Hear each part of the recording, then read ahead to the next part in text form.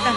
Nagkakaabuyan, kaya nagamit yung Ghost Heal. Hero daw muna, pero Verify, pero Card Easy ginamit dito. Yung kanyang Heaven Spin, si Pew nakatutok lang na ginamit dito yung Feather Airstrike. May iwan si Card Easy. Nadamay ka doon sa Final Slash. Kaya naman si 4D ang makakakuha ng double kill. Marco, Diretso pa, nagkakatapatan na. At tuloy-tuloy ngayon ang pressure na ibinibigay. Pero sabi ni Super Marco, hindi pa tapos! Pero tatapusin na ni Saji. Meron pa siya minion wave. I think this is endable! Endable ba to? Pag nasa gitna yung minion wave, Tapos na ata! It's over! Saji! Tatapusin niya to Tagumpay! The last man standing! Tataginator eh! Ito na yata, kaya-kaya!